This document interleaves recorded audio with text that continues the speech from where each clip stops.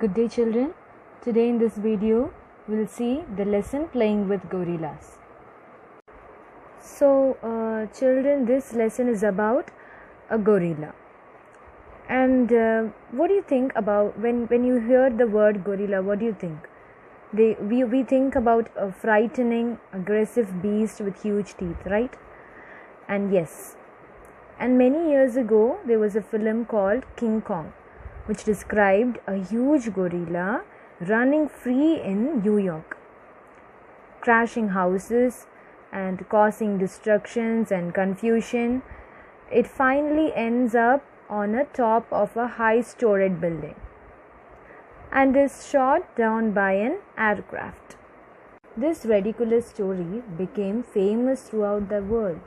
This King Kong story, which became very famous throughout the world. It was a major cause of gorillas getting a bad name, which they really do not deserve. The fact is that gorillas keep to themselves in the wild and are very shy, gentle creatures.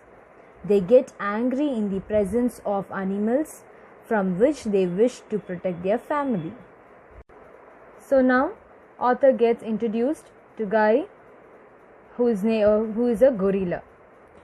My first introduction to gorilla was with Guy. Guy is actually gorilla, and my refers to author.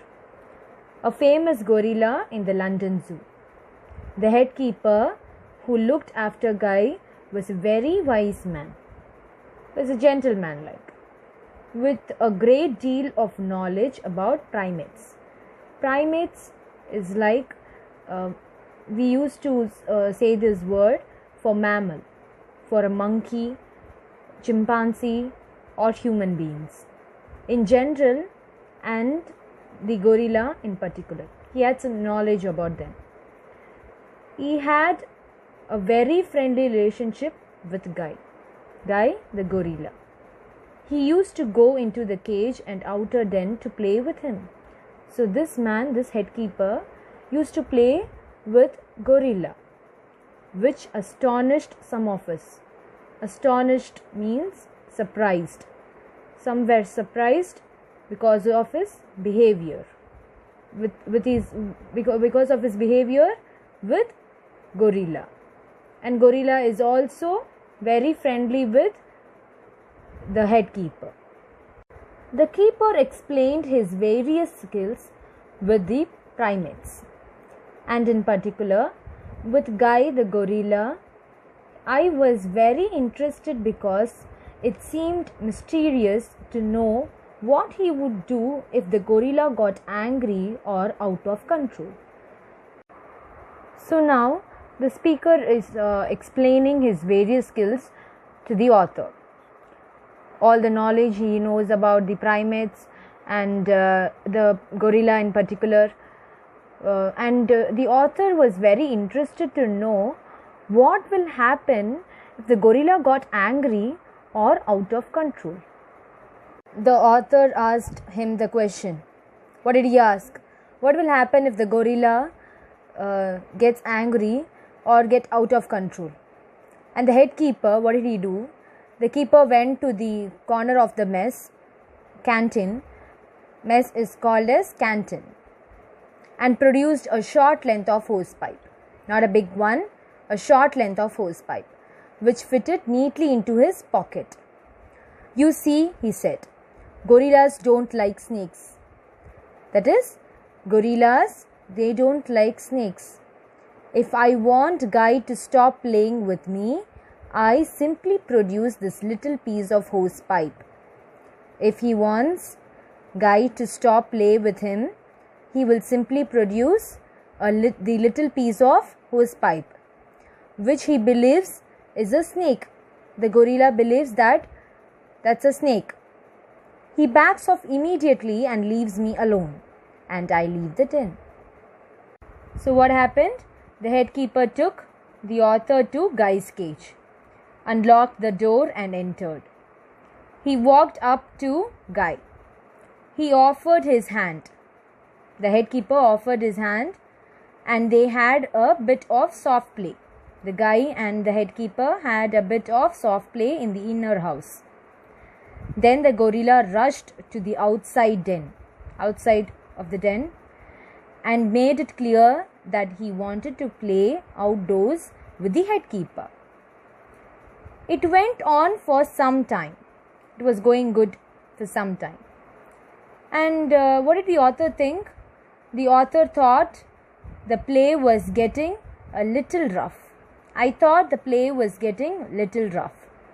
But the headkeeper's pride, the headkeeper had a pride, right? That he knows everything about Guy. So, but the headkeeper's pride would not let him stop. So what happened? Guy had picked the headkeeper up by his collar. Guy picked up the headkeeper by his collar and the seat of his pants. You can see in the image like that, and was dusting the floor with him, apparently in fun. He was actually playing with the headkeeper. He was not doing it on purpose, but he was just playing with him. The keeper was out of breath. The keeper, what happened to the keeper? He cannot even breathe out, and getting more than he had bargained for. What is that? Something more and worse than he had expected. He murmured in a loud stage whisper to me. To me refers to author. What did he murmur in a loud stage whisper? Loud stage whisper means whisper that is meant to be overheard. Get the hose pipe, get the hose pipe. With a loud stage whisper, he was telling to me that to get the hose pipe. I realized for the first time that the headkeeper had forgotten to put the hose pipe in his pocket and couldn't stop the gorilla. I refers to author. And he realized for the first time that the headkeeper has forgotten the hose pipe. I rushed back to the mess and collected the hose pipe, went to the outside cage and pointed it at the gorilla. It worked like a charm. It worked like a charm means worked exactly as hoped. The gorilla dropped the headkeeper and rushed back to the inside den and refused to come out. So what happened? The gorilla thought the hose pipe as a snake. It was seeing the hose pipe as a snake. So it has dropped the headkeeper and rushed back to the inside den and refused to come out. The headkeeper came out through the outside cage, looking pink and shaken. He was shaken and he was very afraid and covered in dust and dirt. He rose to the occasion with great dignity, however, and turned to me and said, "As you can see, sir, I have a perfect understanding with Guy." When he said this to the author, he was feeling embarrassed and silly. So the moral of the story is that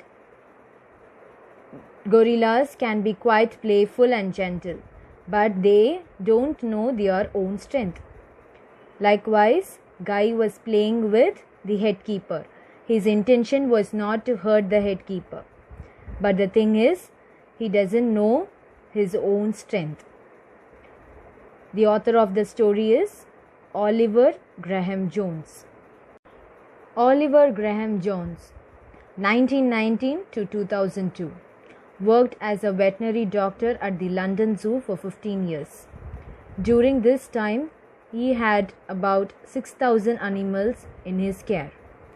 It is no surprise that he came across some funny cases and a lot of adventures. He wrote about this experience with great humor and knowledge in his book Zoo Tales. Thank you, children.